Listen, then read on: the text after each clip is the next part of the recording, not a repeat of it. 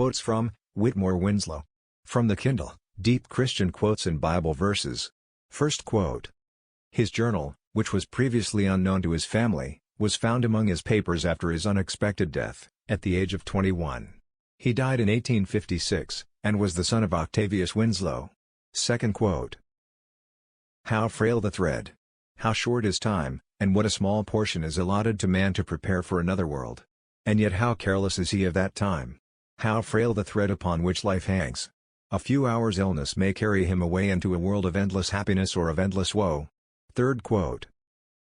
What a vain world it is! What a fallen creature is man! Day by day calls forth more hidden depravity of his heart. And yet his whole affections are set upon the very object which is fostering and encouraging that depravity. His great ambition is to win the approbation of the world. A world that slew the King of Kings.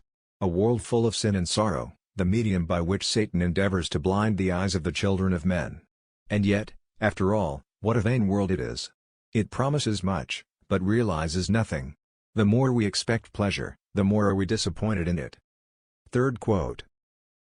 Oh, what would man be, if instead of seeking the friendship and the love of a dying world, he would seek that of Jehovah? And yet how prone are we to lament when we are frowned upon by the world. If we did not seek its smiles, we would not mind its frowns. But the more we are delighted at the world's praise, the more are we discomforted and made unhappy by its disapprobation. But take the world as a whole. What is it? A speck in the universe. A ball floating in the air, surrounded by other worlds greater and more magnificent than itself. Shall we love the world which hated and scorned, and ultimately slew our loved Redeemer? Fourth quote. That ever-promising, yet ever-deceiving world? How little have appearances to do with realities. The outward show has often the effect of deceiving.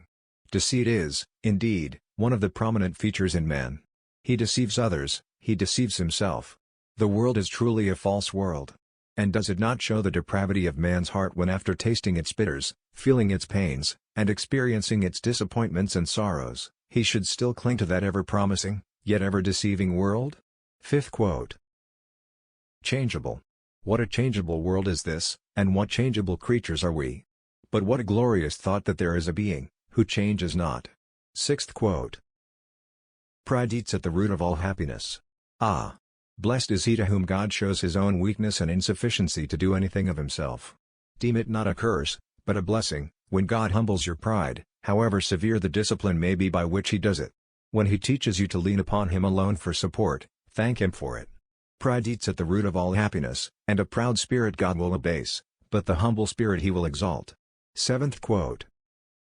Toilsome journey through this weary world, I had some sweet sights of Jesus by faith, some feeble glimmerings of the happiness and glory, which we shall realize above. It is only these glorious feelings, that will solace the Christian in his toilsome journey, through this weary world. Eighth quote.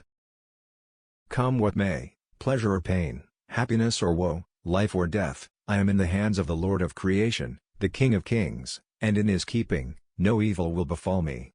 Ninth quote. Surrounded with trouble at almost every step? Today I have been surrounded with trouble at almost every step. But with all this, I can fly to Jesus as my never-failing friend, and he can give me all I need. A bountiful Savior and a needy sinner just suit each other. Thanks.